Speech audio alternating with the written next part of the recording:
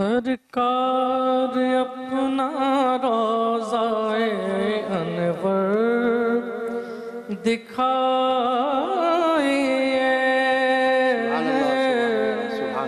سرکار اپنا روضہ انور دکھائیے، سرکار اپنا روضہ انور دکھائیے،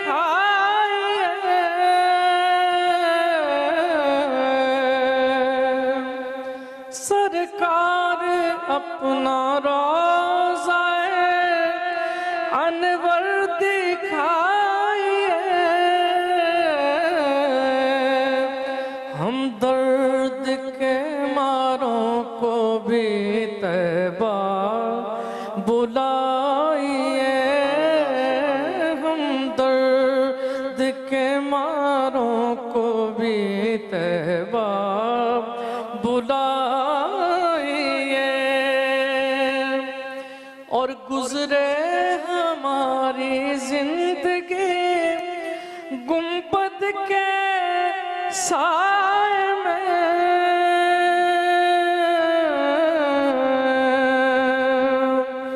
یا رسول اللہ گزرے ہماری زندگی گنبد کے سائے میں، بس ایسی زندگی ہمیں سرکار چاہیے، بس ایسی زندگی ہمیں سرکار چاہیے، دنیا کی خواہشوں کو مٹا کر قلوب سے، دنیا کی خواہشوں کو مٹا کر قلوب سے، یاد رسول پاک کو دل میں بسائیے، اور صدقہ حسن حسین کا جھولی میں ڈال کر،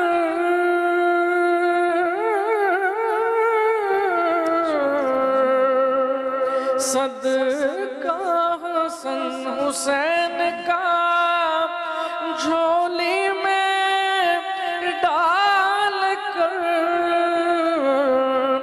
مجھ بے نوا فقیر کی بگڑی بنائیے، مجھ بے نوا فقیر کی بگڑی بنائیے،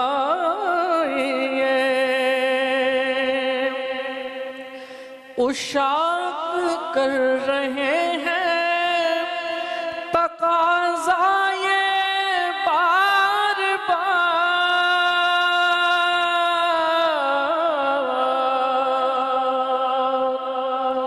اشاق کر رہے ہیں تقاضا یہ بار بار، خاکی حضور پاک کی نعتیں سنائیے، خاکی حضور پاک کی نعتیں سنائیے، ہم درد کے ماروں کو بھی طیبہ بلائیے۔ ماشاءاللہ ماشاءاللہ ماشاءاللہ، سبحان اللہ، جزاک اللہ، سبحان اللہ، ماشاءاللہ، بہت ہی خوبصورت کلام پڑھا۔ تمام دیکھنے والوں کو بہت ہی ادب سے السلام علیکم ورحمۃ اللہ وبرکاتہ۔ جیسے کہ آپ سب لوگوں کو معلوم ہے کہ آج کی شب دوسری شب ہے جب مولا علی علیہ السلام کو ضرب لگی، اور اس ضرب کے بعد آج کی دوسری شب ہے. اس ضرب کی وجہ سے آپ نے 2 دن کیسے گزارے, کیا عمل تھا, کیا ان کی کیفیت تھی, کیا حالت تھی, اس کے بارے میں بھی جانیں گے. مگر سب سے پہلے تو میں اپنے رب کریم کا شکر ادا کرتی ہوں کہ اس نے مجھے موقع دیا, مجھے یہ سعادت دی کہ میں ایسی محفل کی میزبانی کے فرائض سر انجام دے سکوں, کیونکہ یہ بھی ایک بہت بڑی سعادت ہے, بہت بڑی خوش بختی ہے کہ آپ جن ہستیوں کا ذکر کر رہے ہیں ان کے بارے میں کچھ بھی کہنے کے حوالے سے جسارت کرنا, ہمت کرنا, اور ان کے بارے میں ان کے کردار کے حوالے سے علماء کرام کی طرف سے جو گفتگو ہو اس کو سننا, اس سے استفادہ لینا, تو یہ بہت ہی نصیب کی بات ہوتی ہے. سب سے پہلے تو تمام دیکھنے والوں سے میں تعارف کروا دوں. آج ہمارے ساتھ اس محفل میں شریک ہیں مولانا سید جواد احمد صاحب, جواد آبدی صاحب. آپ تشریف رکھتے ہیں, آپ ہمیشہ ہمارے ساتھ دن کی ٹرانسمیشن میں بھی ہوتے ہیں اور بہت خوبصورت گفتگو کرتے ہیں, اور ان کی گفتگو سے بہت کچھ سیکھنے کا موقع ملتا ہے, اور بہت مدلل اور بہت خوبصورت دلائل کے ساتھ, اور خاص طور پہ تمام کتابوں کا حوالہ دے کر اپنی گفتگو کو یہ آگے لے کر چلتے ہیں. اور آج واقعی ہمارے لیے بہت سعادت کی بات ہے کہ بہت ہی پیاری شخصیت جو بہت کم ٹیلی ویژن پر آتے ہیں, آج ہمیں ان کی خوبصورت گفتگو سننے کا بھی موقع ملے گا. علامہ سید ارشاد حسین اشرفی صاحب, بہت شکریہ علامہ صاحب آپ کے آنے کا. اور ان کے ساتھ شفیق احمد صاحب ہیں جو کسی تعارف کے محتاج نہیں ہیں. اللہ تعالیٰ کی بہت خاص رحمت ہے ان پر, بہت خوبصورت آواز ہے, اور جب بھی پرسہ دیتے ہیں بہت دل سے اور دل کی گہرائی سے. اور آج ہمارے ساتھ تشریف رکھتے ہیں دلشاد علی صاحب, بہت شکریہ آپ کا بھی. ہماری یہ گفتگو کا سلسلہ جاری رہے گا. کل ہم نے آغاز کیا تھا, ہم بہت ابتدا میں گئے تھے, علامہ صاحب بہت ہی ابتدا میں چلے گئے تھے, اور کچھ ابتدا سے ہم نے سٹارٹ کیا تھا. مولا کائنات حضرت علی علیہ السلام کی پیدائش سے ہم نے گفتگو کا آغاز کیا تھا, اس کے حوالے سے روشنی ڈالی تھی علامہ صاحب نے بھی اور مولانا صاحب نے بھی. پھر ہم ان مراحل سے گزرتے ہوئے گٹھی پر آ گئے, اور گٹھی کے بعد کی گفتگو ہم نے کہا تھا کہ ہم آج وہیں سے سلسلہ جوڑیں گے جہاں سے کل منقطع ہوا تھا. تو علامہ صاحب آپ بڑے ہیں, میں چاہوں گی کہ آغاز گفتگو آپ ہی سے ہو. آپ کی تربیت, آپ جب بڑے ہوئے مولا علی علیہ السلام, آپ کی تربیت کن ہاتھوں میں ہوئی, اس تربیت سے آپ نے کیا سیکھا, ان کے بچپن کے حوالے سے آپ تھوڑی روشنی ڈالیے گا. اللہم صلی علی سیدنا مولانا محمد وعلی آل سیدنا مولانا محمد وبارک وسلم.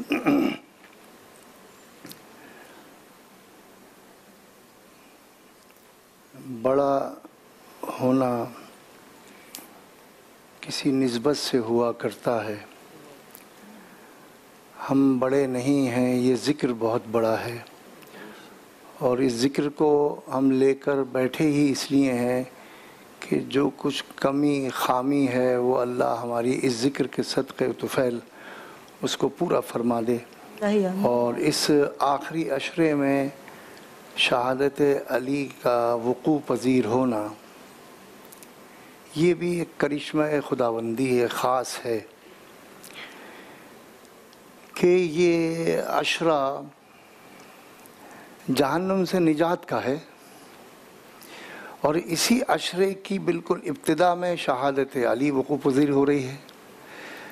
تو اب جو بھی مومن ہے اور اسے مطلوب ہے نجات جہنم سے, کیونکہ جہنم سے نجات کا عشرہ شروع ہو گیا ہے, تو اس کے لیے بہترین راستہ کیا ہو, وہ کس ذریعے سے اللہ کی یہ عطا اور فضل اور اس کا انعام حاصل کرنے کو یقینی بنائے. تو کیا عجب نظام ہے قدرت کا کہ اس پورے عشرے میں اگر کسی کا ذکر ہوتا ہے, اور ہونا بھی چاہیے کہ وہ امام الاولیاء ہیں, تو پروردگار عالم کی رحمت کو مزید اپنی طرف متوجہ کرنے کے لیے ضرور یہ ہے کہ نام علی لیا جائے.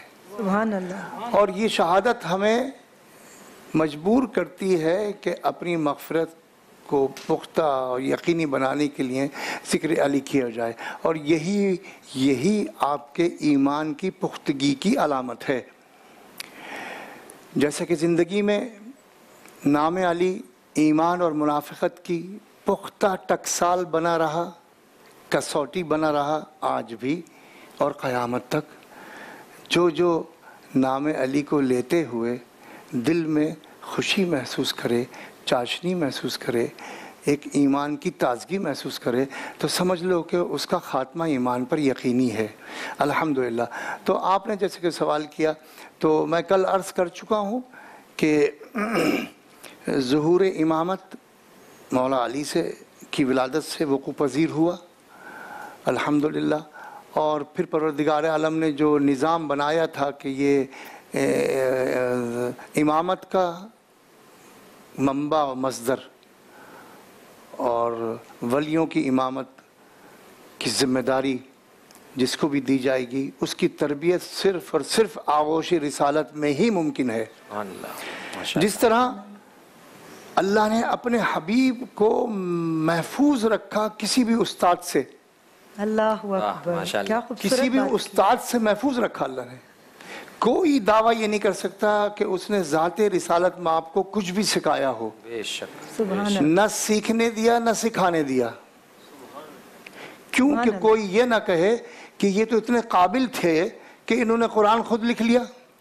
اب میرے آقا کا معجزہ یہ کہ میرے آقا نہ لکھ سکتے ہیں نہ پڑھ سکتے ہیں، سبحان اللہ، پھر اتنا بڑا قرآن کیسے لکھ سکتے ہیں؟ علامہ یہ صاحب سب سے بڑا ثبوت ہے، کیا خوبصورت اور گہری بات آپ نے کی۔ یہ سب سے بڑا ثبوت ہے کہ قرآن اللہ کا کلام ہے، کیونکہ حضور تو لکھنا پڑھنا جانتے ہی نہیں تھے۔ اللہ نے ان کو اس نوبت تک آنے ہی نہیں دیا کہ کل کو کوئی یہ کہے کہ اتنا بڑا دانشور تھا، اتنا بڑا فلاسفر تھا کہ کتاب لکھ لی۔ حضور آخری دم تک لکھ نہیں سکتے تھے، پڑھ نہیں سکتے تھے، اللہ نے کسی کو بھی ان کا استاد مقرر نہیں ہونے دیا۔ تو امامت کا ظہور جب ہوا، اب یہ ولیوں کا امام ہے، وہ نبیوں کا امام ہے، تو اب تربیت کے لیے کس استاد کے پاس بھیجے گا اللہ؟ بھیج ہی نہیں سکتا، ہے ہی نہیں استاد، سوائے اس کے کہ آغوش نبوت میں وہ علوم لدنی جو مصدر منبع ہیں، الرحمن علم القرآن، کہ اللہ نے وہاں سے پڑھا کر، سمجھا کر، سکھا کر، علوم کا مصدر و منبع بنا کر نبوت سے سرفراز فرمایا، اور پھر یہاں ظہور رسالت مآب ہوا۔ اب اسی طرح مولا علی کو اتنا شعور، ابھی تربیت شروع نہیں ہوئی ہے، آپ نے تربیت کا ذکر کیا، ابھی تربیت شروع نہیں ہوئی، لیکن امام میں اور امتی میں فرق یہ ہوتا ہے کہ امام معرفت کے ساتھ پیدا ہوتا ہے۔ اگر معرفت نہ ہوتی تو آنکھ کھول دیتے۔ یہ کیسے پتہ چلا کہ اب میں آغوش نبوت میں آ چکا؟ بچے کو کیا پتا میں کس کی گود میں ہوں؟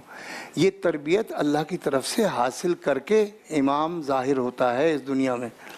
اب اس تربیت کو اتھینٹیسٹی عطا کی، اس کی تصدیق فرمائی ہے رسالت مآب نے۔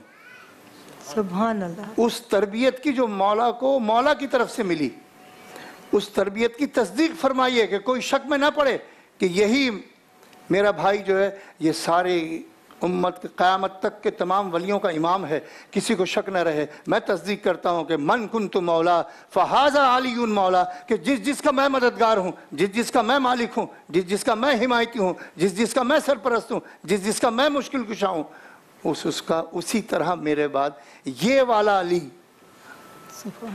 فہذا، ہاذا کا کیا لفظ کیوں ہے یہاں؟ فہذا، اور ہاتھ پکڑا کہ بعد میں ایسا نہ کرنا کہ اپنے اپنے علی الگ بنا لو۔ یہی ہے ایک صرف علی جس کو اللہ نے تربیت دے کر بھیجا ہے، اور اس کی اللہ کی تربیت کی تصدیق میں کرتا ہوں کہ یہ میرے آغوش میں ہے اور یہ میرا بھائی ہے۔ تو تربیت کا معاملہ بظاہر دنیا میں ہمیں مولا علی کا بھی استاد کوئی نہیں ملتا سوائے ذات رسالت مآب کے۔ تو جو اللہ کی منشا سے امامت کے ظہور کے ساتھ اس دنیا میں جلوہ افروز ہوا ہو، اور جلوہ افروز ہوتے ہی آغوش نبوت میں اس کو پناہ ملی ہو، تو اس کی تربیت کے کیا کہنے۔ اور مولا علی وہ واحد ہستی ہیں اس پوری کائنات میں جو راتوں کے بھی گواہ ہیں، دن کے بھی گواہ ہیں، خلوت کے بھی گواہ ہیں، جلوت کے بھی گواہ ہیں، عبادتوں کے بھی گواہ ہیں، سجدوں کے بھی گواہ ہیں، اور وحی الہی کے بھی گواہ ہیں۔ سبحان اللہ، سبحان اللہ، سبحان اللہ، کیا خوبصورت گفتگو کی، آغاز اتنا خوبصورت ہے، تو میں سوچ رہی ہوں اس محفل کا انجام کیا ہوگا۔ ذکر اتنا بڑا ہے اور اتنی خوبصورتی سے آپ اپنی باتوں کی روشنی میں ہم سب کو منور کر رہے ہیں، ان باتوں کی چمک سے، ان باتوں کی کرنوں سے۔ علامہ صاحب میں آپ کی طرف آؤں گی۔ کل ہم نے جیسے اپنی گفتگو کے آغاز میں کہا تھا، مولا علی علیہ السلام کی ولادت خانہ کعبہ میں ہوئی، آپ نے آنکھیں کھولیں آغوش رسالت کے اندر، آپ نے سب سے پہلا انہی کا چہرہ مبارک دیکھا۔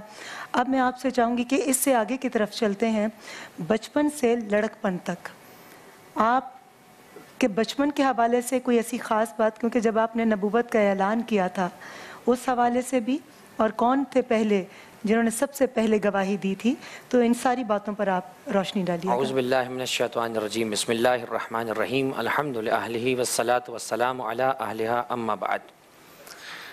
آج ٹرانسمیشن کی یہ مبارک نشریات جو کہ یوم علی کے حوالے سے منسوب ہیں، دنیا بھر کو یہ پیغام جا رہا ہے کہ جو دن بھی ان ہستیوں سے منسوب ہو جائے، اپنی تمام تر مصروفیات کو ترک کر کر ان کے ذکر کا فرش بچھا لینا چاہیے۔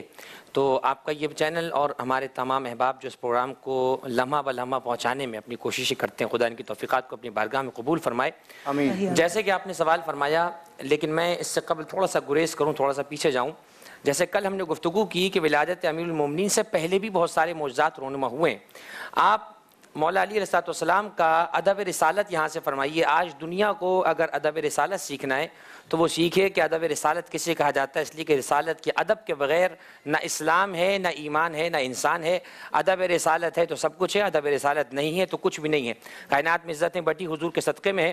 جب نبی کریم صلی اللہ جی میں بہت معذرت کرتی ہوں، اتنی خوبصورت گفتگو ہے، میں نہیں چاہوں گی کہ اس کے بیچ میں کوئی انٹرپشن ہو۔ لیں گے ایک چھوٹا سا بریک، بریک سے واپس آئیں گے، جب واپس آنے کے بعد ہم گفتگو کا آغاز یہیں سے کریں گے۔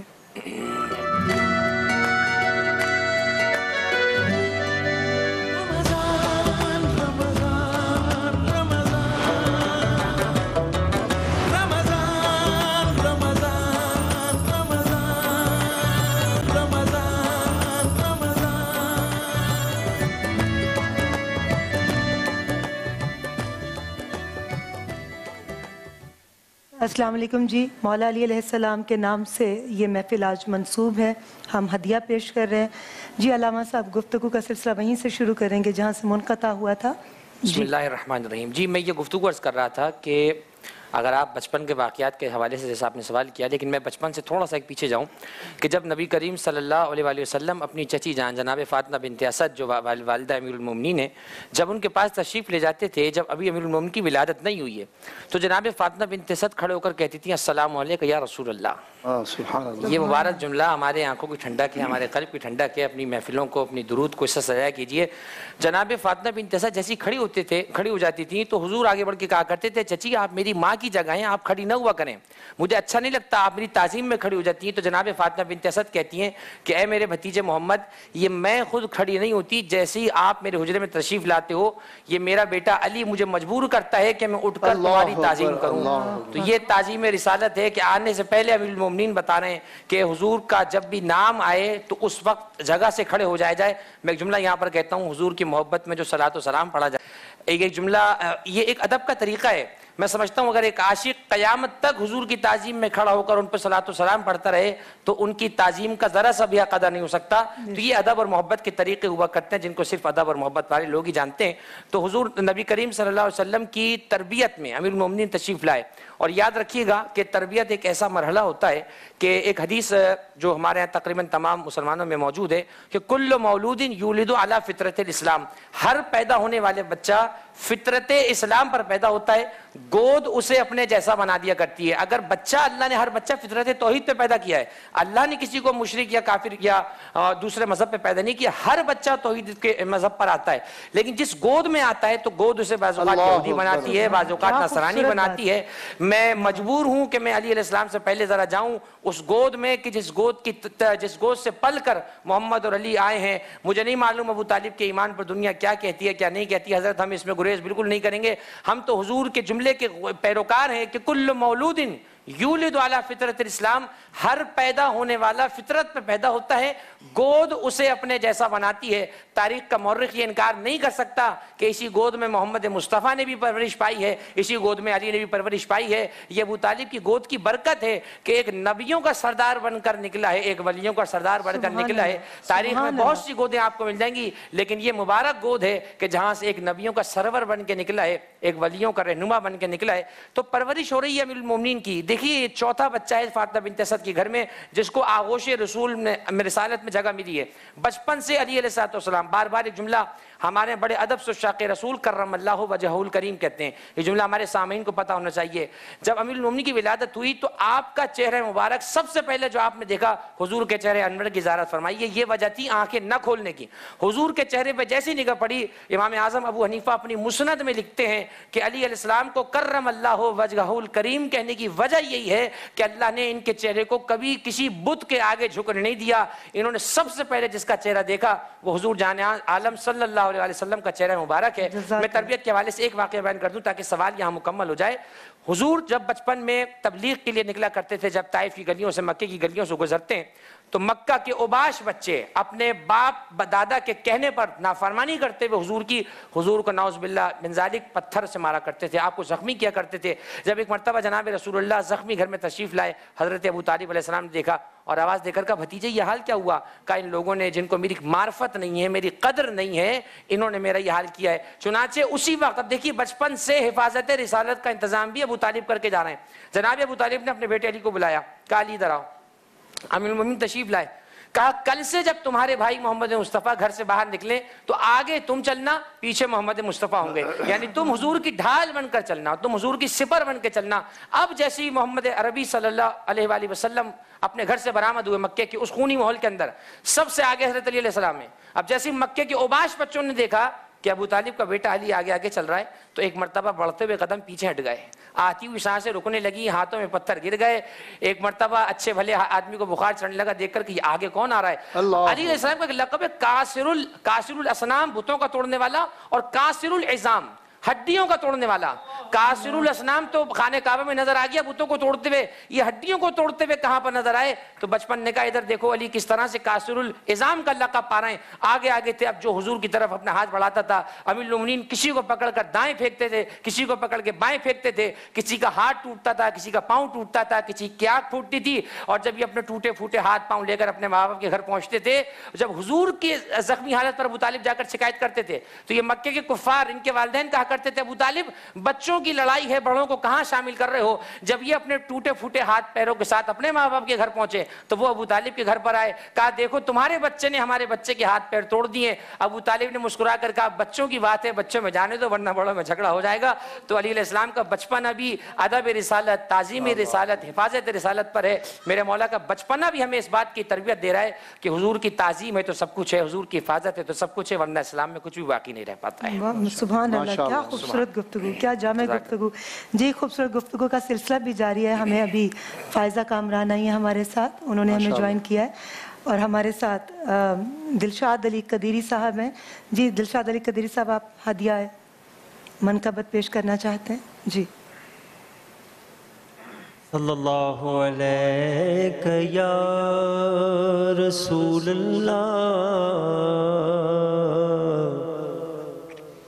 وسلم علیک یا حبیب اللہ۔ مومن وہی ہے دل سے جو شیدا علی کا ہے، مومن وہی ہے دل سے جو شیدا علی کا ہے۔ گھر گھر میں آج دیکھیے چرچا علی کا ہے، مومن وہی ہے جو دل شیدا علی کا ہے، گھر گھر میں آج دیکھیے چرچا علی کا ہے۔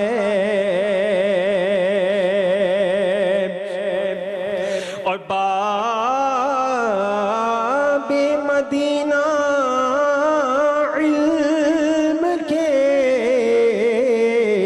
شیر خدا بھی ہیں، باب مدینہ علم کے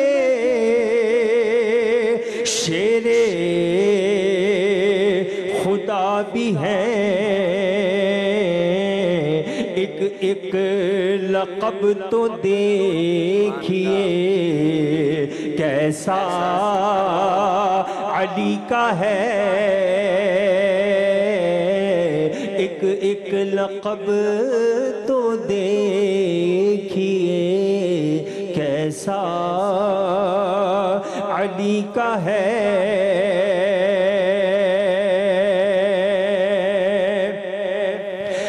اس کے بدن کو چھو نہیں سکتی کبھی یہ آگ، اس کے بدن کو چھو نہیں سکتی کبھی یہ آگ، جو معتقد خلوص سے مولا علی کا ہے، جو معتقد عن دل سے مولا علی کا ہے، گھر گھر میں آج دیکھیے چرچا علی کا ہے۔ پیارے نبیوں فاطمہ، پیارے حسن حسین، پیارے نبیوں فاطمہ، پیارے حسن حسین، یہ عطر و نور پاش گھرانہ